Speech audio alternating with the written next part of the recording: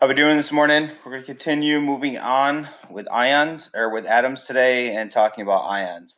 Up till now we've talked about atoms, which are electrically neutral, which means that the protons will equal the electrons. We then moved on to isotopes, which are elements that are the same element, so they have the same number of protons, but they have a different mass number or a number of neutrons.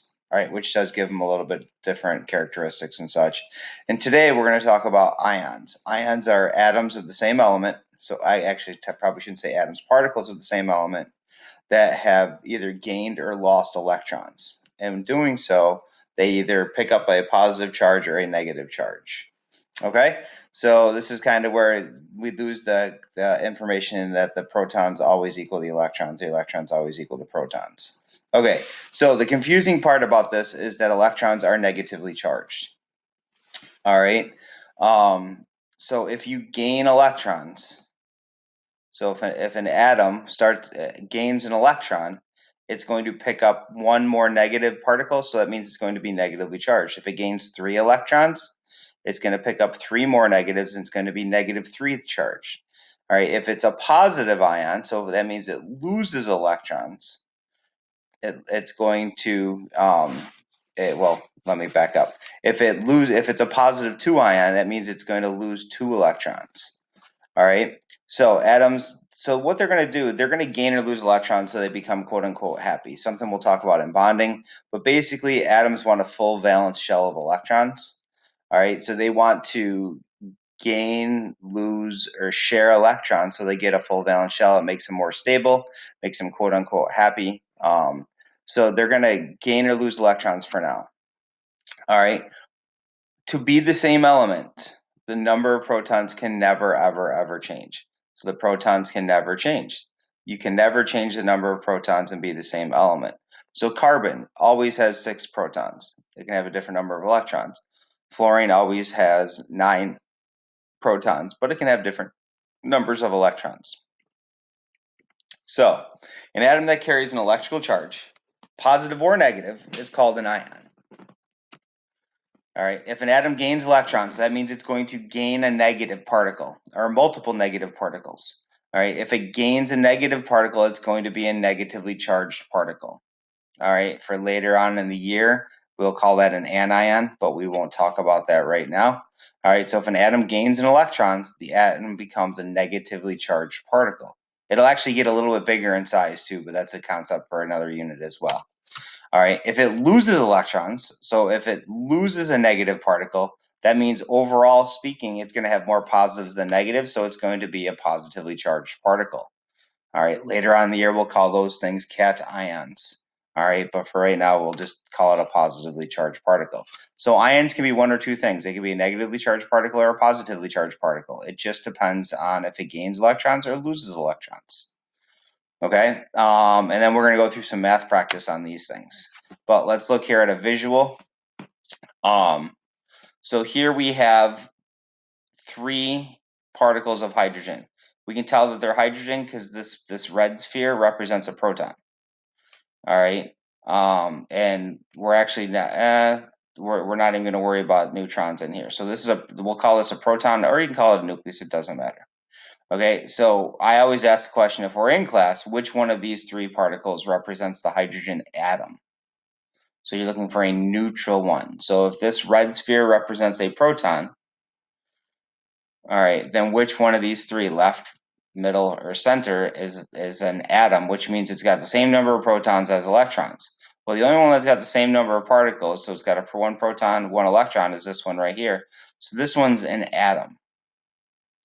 If we look at this hydrogen particle over here, I want to know, is it a positive ion or a negative ion? All right, so it's got the 1 proton, which makes it positive. All right, it's got no negatives on the outside. All right, so this is a positive ion.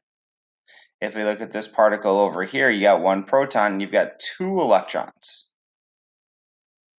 All right, the 2 electrons means it's got 1 more negative than positive, so therefore it's going to be a negative ion. So you can see here, this one's going to be a positive ion. You got your atom in the middle, and then you got your negative ion over here. So H plus is a positively charged hydrogen ion. All right, it's lost its one electron that it normally has, and as a result, it's carrying around a positive. It's carrying around just the nucleus, which means it's got a positive one charge. All right, the one in the middle is a hydrogen atom because it's got a one positive and one negative. The one on the right over here has got one positive proton and it's got two negatives. So its overall charge is -1. All right, and we write these as an H plus or H plus 1, and then this one over here is going to be H negative or H negative 1. If we don't write the negative, it's assumed to be 1. It's just kind of a shorthand way that scientists do things. So this pictorially represents the three versions of hydrogen. Not all atoms can go both positive and negative ions, but hydrogen is unique and it does. Okay? All right. So here we go, some practice, so some notation. So here we go, we got a sodium ion, we got a fluoride ion, and we got an oxide ion. Anytime the negative ions are an ion and they're by themselves, we change the ending to IDE. So fluorine becomes fluoride. So this is the fluoride ion. Oxygen becomes oxide. Carbon would become carbide. All right, these are things that you've probably heard of before, but never really knew what they were. All right, so here we go. So all we're going to do is figure out is the protons, neutrons, and electrons of these things. All right, so sodium, so I would recommend getting a periodic table handy for you, and being able to find these on the periodic table is very helpful. So I would try to pause the video and try to figure these out yourself. All right, but here we go. Sodium is atomic number 11, so that means it's got 11 protons. All right, to figure out the neutrons, now remember 11 would be down here in the bottom left if we were to write that notation. All right, and then we look on the periodic table to get its mass number. Its mass number is 23. So 23 minus 11 is 12 for the number of neutrons. All right, now electrons. Normally the electrons would be equal to the protons, so it would have 11, but because it's got a charge up here, we always write the charge in the upper right-hand corner. All right, we have to adjust the number of electrons. This is a 1 charge, so it's either going to have 10 electrons or it's going to have 12 electrons. So we know that. All right, we just have to figure out based upon the positive charge. Since the protons are positively charged, it's got to have one more proton than electrons, so as a result, it's going to have 10 electrons. All right, so now we'll move on to fluoride. The fluoride ion, fluorine is atomic number 9, so it's got 9 protons. All right, neutrons, it's 19 minus 9, so that means it's 10 neutrons. All right, and then we get down to electrons. Now, because it's got a -1 charge, it's going to have 1 electron different. So if this has 9, it's either going to have 8 or 10. Since it's a -1, it's got to have one more negative ion, or one more electron, I mean. So therefore, it's going to be 10 electrons as well. Oxygen is atomic number 8. Its mass number is 16. 16 minus 8 is 8. All right, and then now it's got -2 charge. So now it's got either 2 more or 2 less electrons. Because it's negative, it's going to have 2 more electrons, so it's going to have 10 electrons. Notice, and I picked these ones intentionally, is that these all have 10 electrons. That doesn't mean that they're the same element in any way, shape, or form. All right, it just so happens they have 10 electrons, which means they would have a similar electron configuration. Maybe they react the same way. All right, but the number of protons determines what the element is. And remember, we can't change the number of protons. All right, neutrons doesn't really matter. Neutrons are just kind of there. All right, so that's one practice with ions. We're going to go through one more, and then we're going to send you on your way. All right, here we go. Magnesium, atomic number 12. All right, mass number is 24, so 24 minus 12 is 12. All right, and then electrons, because it's got a +2 charge, it's going to have 2 more protons than electrons, so therefore it's got to have 10 electrons. All right, so just like the previous ones, this one does have 10 as well. All right, bromine is atomic number 35, so it's got 35 protons.